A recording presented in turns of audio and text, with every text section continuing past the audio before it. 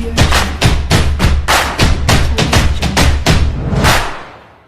हिंद साथियों, नमस्कार साथियों। कैसे हैं आप सभी? उम्मीद करता हूँ आप सभी बहुत ही बेहतरीन होंगे।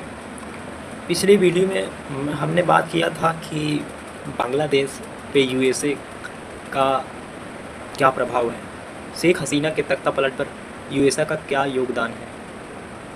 साथियों, एक बात मान लीजिए, आप यदि वर्ल्ड वार की स्टोरी नहीं जानते हैं या वर्ल्ड वार सेकेंड की स्टोरी नहीं जानते हैं या देश में जितनी भी राजनीतिक अस्थिरता हुई है, अगर उसका सही तरीके से विश्लेषण आकलन किया जाए तो कहीं ना कहीं उसका लिंक यूएसए का बहुत ही बड़ा योगदान जाता है इस पर। आप अफ़गानिस्तान तालिबान में जो संकट हुआ था उस पर देख लीजिए। अफ़गानिस्तान पाकिस्तान के क्षेत्र के लिए रूस और अमेरिका दोनों अपने पक्ष में करने की कोशिश कर रहे थे। हालांकि बाद में तालिबान से लड़ने के लिए अमेरिका ने अपनी मिलिट्री लगा रखी थी वहाँ पे, और उसने वहाँ से उस मिलिट्री को वापस लौटा लिया जब जो बाइडेन राष्ट्रपति बने। उन्होंने कहा कि हम क्यों खर्च करें इतना पैसा मिलिट्री का जो लग रहा है, हम वापस बुला लिए। जैसे ही उसने मिलिट्री बेस को वापस किया, वैसे ही तालिबान द्वारा अफ़गानिस्तान में कब्जा कर लिया गया, तख्ता पलट कर लिया गया। वहाँ के राष्ट्रपति को भागना पड़ा और वहाँ पे तालिबान सरकार बन गई।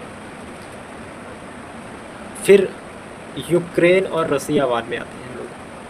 वहाँ पे देखिए, यूएन का सदस्य बनाना चाहता था यूक्रेन को अपना सदस्य बनाना चाहता है यूएनओ को। हालांकि इसकी जड़ें जो थी वो वर्ल्ड वार सेकेंड से जुड़ी हुई थी। यूक्रेन वाला सोवियत संघ उस समय का था, 1991 में सोवियत संघ विघटन हुआ था, उससे 15 देश अलग हुए थे। तब रूस बना था, रूस से, तो वह उसको अभिन्न अंग मानता था अपना, और वो हिस्सा इम्पोर्टेंट भी है रसिया के हिसाब से, और वो यूएनओ का सदस्य बनने वाला था। अमेरिका यहाँ तक उसको भड़का के रखा था कि आप जाओ युद्ध करो उसके साथ, हम आपके साथ हैं। उसने कहा कि हम आपके साथ हैं, आप जाओ युद्ध करो, हम आपको आर्थिक रूप से, राजनीतिक रूप से और वैश्विक स्तर पर तो देखेंगे ही, हम आपको हथियार पे भी मदद करेंगे, और यहाँ तक की ज़रूरत पड़ी आपको युद्ध क्षेत्र पर भी सीधे तौर पर मदद देंगे। बहुत बड़ी बात थी ये। सारी यूरोपीय कंट्री जितनी भी है ये सब अमेरिका के टट्टू गुलाम हैं। तो इसी तरह रूस और यूक्रेन का वॉर हुआ। फिर आई फ़िलिस्तीन और इज़राइल में। इस पर देखिए क्या है। अब है बांग्लादेश संकट। हालांकि चीन इनकी आंखों में खटक रहा है। ये मुझे लगता है अपना कंपटीशन चाइना को मान रहा है, क्योंकि चाइना उभरता हुआ है। चाइना और रूस दो मुख्य हैं जो कर सकते हैं दिक्कत। हालांकि अब देख लीजिए रूस की दोस्ती कितनी गंभीर भारत से भी है, लेकिन उसकी दोस्ती चाइना से है, नॉर्थ कोरिया से है, तो पावरफुल नेशन से है उसकी दोस्ती। अमेरिका हमारे ऊपर कितना दबाव बनाता था कि हम रसिया से तेल ना खरीदें। क्यों ना खरीदें भाई? हम अच्छा रसिया से तेल ना खरीदें तो आप उसके साथ रिश्ता भी, मतलब अब यूएनओ में बोलिए ये जो वॉर हो रहा है, ये रसिया की निंदा कीजिए। क्यों निंदा करें? भारत की स्वतंत्र विदेश नीति है, संप्रभु हैं हम लोग, किसी के दबाव में आने वाले नहीं हैं। हम पाकिस्तान नहीं है कि इसके कहने पर ये कर दे, उसके कहने पर ये कर दे सीधे तौर पर। हालांकि जो अमेरिका करता है, अमेरिका की चाल है कि देखिए कि दुनिया में जितने भी सरकार है या एरिया है उसके हिसाब से शासन चले, मतलब समझ रहे हैं। अमेरिका चाहता है कि अमेरिकी पक्ष की सरकार देश में बने, और वो लगातार कोशिश भी करता आ रहा है। उसकी एजेंसियां तैनात है जो भी है। बांग्लादेश में भी आप देख लीजिए, शेख हसीना से उनका द्वीप मांग रहा था, मार्टिनो करके कोई द्वीप है, सेंट मार्टिनो द्वीप। आधा हिस्सा वहाँ से लेता, आधा हिस्सा म्यांमार का लेता, एक नया देश बनाता। ऐसा ही उसकी फुल प्लानिंग थी, वो कार्य कर रहा था काफ़ी समय से, क्योंकि कोई क्रिश्चियन कंट्री नहीं है ना वहाँ दक्षिण एशिया पे, और सोच रहा था इस तरफ हमारा हो तो प्रभुत्व अपना दक्षिण एशिया की तरफ बने। लेकिन शेख हसीना ने साफ तौर पर इनकार कर दिया था। बदले में क्या हुआ?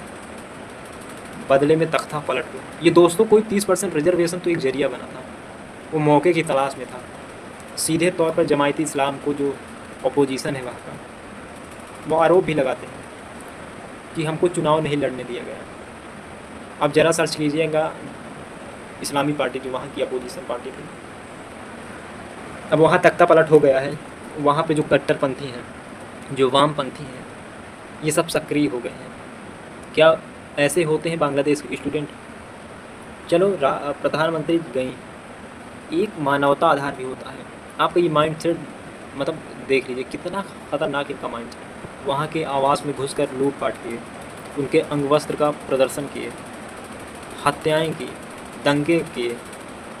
ये क्यों? ये स्टूडेंट हैं ऐसे में।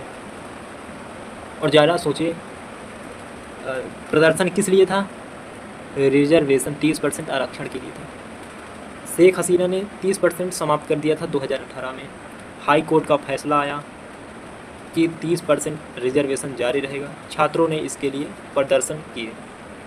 प्रेस कॉन्फ्रेंस के दौरान शेख हसीना का बयान आता है कि हमें हाई कोर्ट के फैसले का सम्मान करना चाहिए।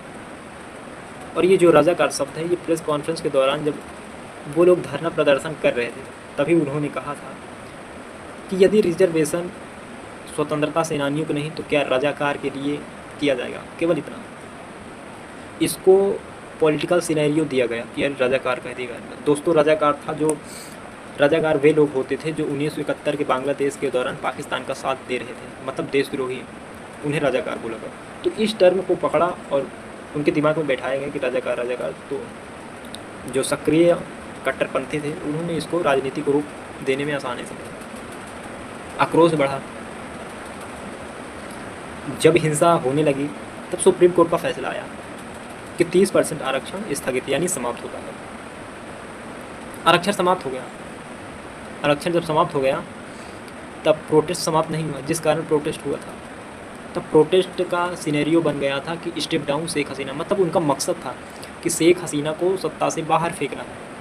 क्यों बाहर फेंकना? क्योंकि अमेरिका को रास नहीं आ रहा था। अमेरिका को सेंट मार्टिनो द्वीप देने से शेख हसीना इनकार कर रही थी। शेख हसीना उसके कहने पर कार्य नहीं कर रही थी, इसीलिए तख्ता पलट हुआ। और इसकी सीधे सीधे फंडिंग अमेरिका की है।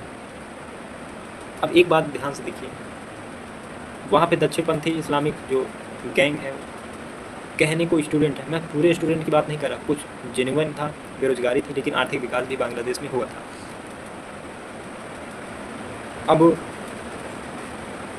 अब देखिए अमेरिका अपने आदमी कैसे सेट करता है। जनरल यूसुफ खान है, नोबेल प्राइज़ विजेता, शांति पुरस्कार।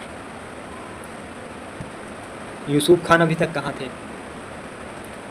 अब आर्थिक सलाहकार बने हैं वो, और भारत को अनेक प्रकार से धमकियाँ मिल रही हैं। तो भारत का कुछ नहीं कर सकते। वो तो हमारी मानवता मनाओ कि हमारे अपने सैनिकों द्वारा बांग्लादेश को आज़ाद करवाया गया था, वही बांग्लादेश जिनको भारत ने बहुत मदद की। बेटा चिंता न करो बांग्लादेशियों, 15% सीधे सीधे हमारे देश में ये लोग निर्भर हैं खाद्यान्नों पे। कहाँ जाओगे? आलू, प्याज, टमाटर इत्यादि पे ये निर्भर है हमारे ऊपर, भारत के ऊपर।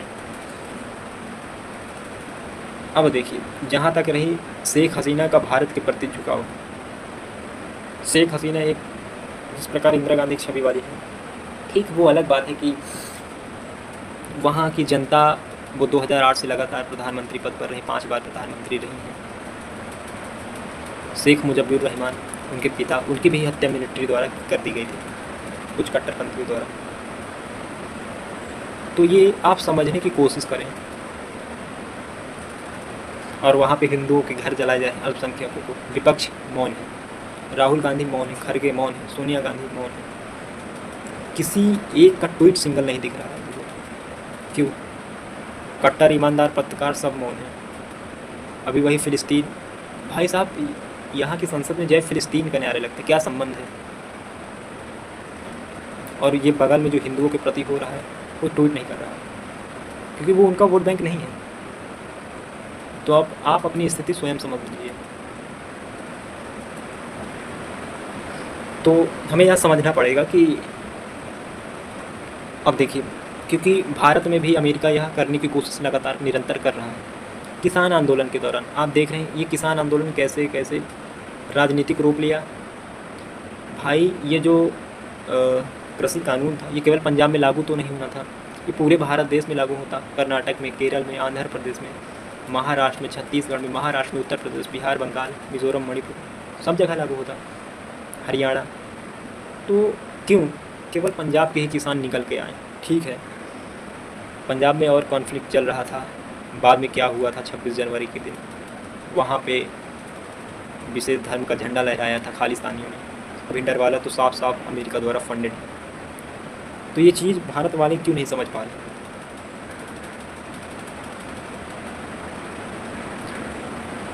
तो ये आपको खुद समझना पड़ेगा। सारे तथ्य, सारे डाटा आपके पास मौजूद होंगे। तो बाकी फ़ैसला आपके हाथ में है, आपका भविष्य किनके साथ सुरक्षित है ये आप खुद स्वयं तय कर सकते हैं। बाकी आप देख लीजिए, भारत जैसा देश पूरे विश्व में कहीं नहीं है। हमारे जो पड़ोसी राज्य, पूरा विश्व एक कहीं सही से लोकतंत्र नहीं, कहीं ना कहीं कुछ ना कुछ दिक्कतें हैं।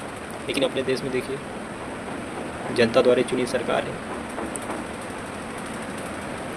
तो ये है अपने देश की सांस्कृतिक विरासत। इसको हम लोग जितना भूलेंगे नहीं उतना हमारे लिए फ़ायदेमंद रहेगा। तो चलिए, इस वीडियो में इतना ही। मिलते हैं अगले नेक्स्ट वीडियो में। हम कुछ बेहतरीन चर्चा करेंगे उस वीडियो में।